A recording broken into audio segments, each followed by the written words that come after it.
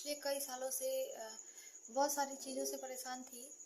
जैसे कि मैं अपना मानसिक संतुलन खो देती थी।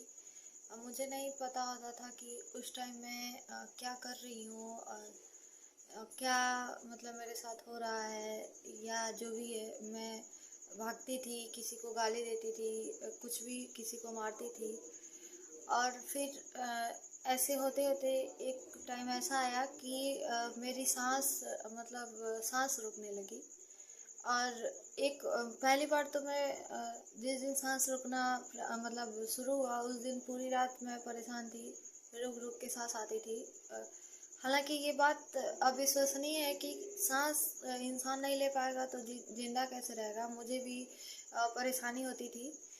सांस नहीं ले पाती थी तो बेचैनी होती थी, घबराहट होती थी, परेशान हो जाती थी। लेकिन मैं पूरी रात परेशान रही। फिर अगले दिन सुबह किसी तरह मुझे राहत मिली। उसके बाद फिर 3-4 दिन के बाद या 2-3 दिन के बाद फिर ये सांस रोकने की परेशानी मुझे फिर शुरू हो गई।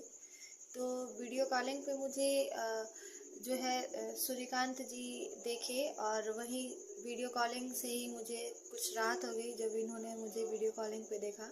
उस टाइम वो बनारस में थे, मैं गांव में थी।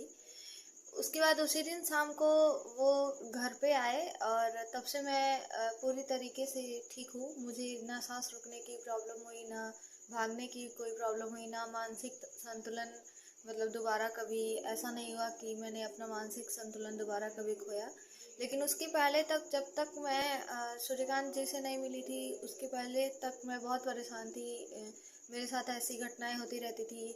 रात में सपने देख के चौंक जाना, चिल्ला देना, डर जाना या नींद मतलब सोने से भी डर लगना, ये सारी चीज़ें थी। पर उसके बाद से ये सारी चीज़ें बंद हो गई।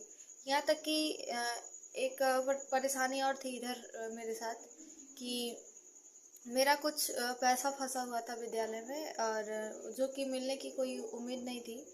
और मैंने वो मतलब कहा कि जो है सूर्यकांत जी से कि मेरा पैसा फंसा हुआ है स्कूल में और मिलने का कोई वो नहीं है। लेकिन जब से मैंने कहा, उन्होंने ये नहीं कहा कि मैंने मतलब तुम्हारे लिए ये किया है या जो भी है। पर जब से मैंने उन्हें बताया तब से सारा पैसा मेरा एक हफ्ते के अंदर मतलब मिल गया।